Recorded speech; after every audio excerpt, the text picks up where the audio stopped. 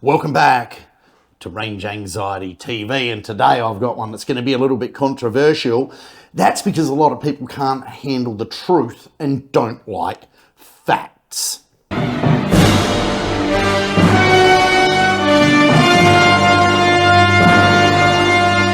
Imagine this. You're in Mexico. No road rules down there. You pull up at a set of lights.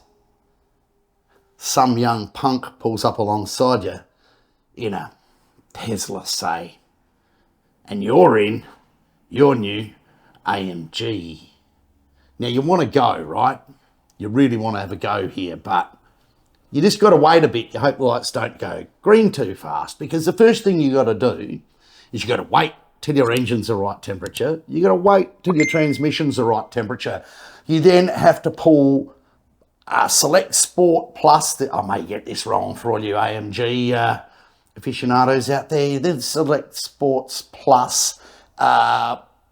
Pull both paddles back to enter a race start. Flip the left paddle back to activate race start with your foot flat on the brake, flat on the throttle, and then sit there and hope that your 10 seconds that you've got to engage launch control, the lights don't go green after that. So you're sitting there going, and boom,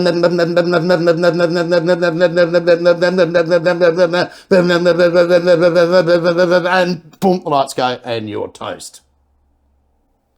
It's bloody stupid, isn't it? And that is the inherent stupidity of thinking that petrol cars can be fast. They can be fast under certain conditions, in certain temperatures, on certain tracks, with certain tyres and certain drivers. And the thing here is, the only real fast ones these days that you can buy new have got controls that have taken the driver completely out of the equation anyway. Whether it's these automated stupid ass launch controls, or slick shifting 8-10 speed automatic DCT gearboxes, the bottom line is they're always going to be slower than their electric counterpart. Now, you can throw any argument you want here at me, but the truth is the truth. And there's one key word that determines this, and it's called latency. You see, when you pull up at the traffic lights in your electric car, the motor, power unit, drive unit, is sitting there ready to go. It can rev from 0 RPM to full RPM, back to 0 RPM, back to full RPM, back to 0 RPM in possibly around a second. Now you can't do that with your old dinosaur burner. Why? Because of latency. Let's have a look what happens. You're driving along. You're in first gear. You're rolling already.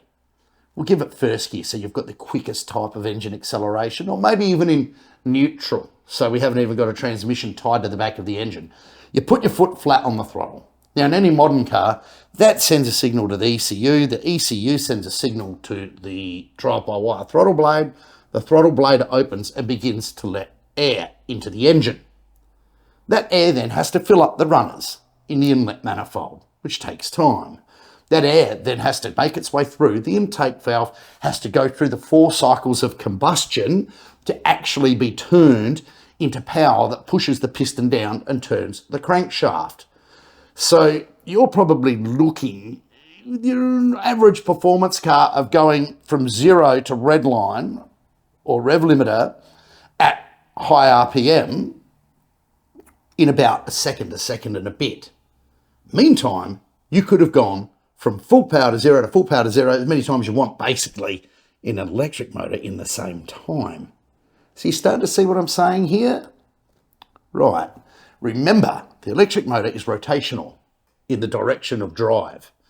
So when there is a slip event or a traction event, they don't have to cut the throttle, cut the spark, cut the fuel, which in turn interrupts the cycles of the pistons and conrods, and then, after the fact, interrupts power to the wheels. No.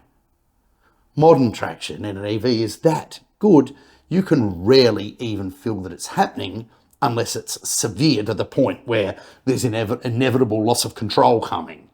So there's just another reason they don't work. And all these super hybrids coming out, guess what they're using to help push them off the line? Electric power. They have pathetic little batteries, 1.9 kilowatt hour, 2 kilowatt hour. Rubbish. But it's enough to get the car going off the mark and fill in all of these holes that are in an internal combustion drive unit. Let's have a look at one more thing before we go. The place at which the internal combustion engine makes peak power is one certain point in its rev range. Rarely does it hold flat, whereas an electric motor can hold flat. So if you were to keep operating the internal combustion engine at its peak RPM, the engine life would be minuscule.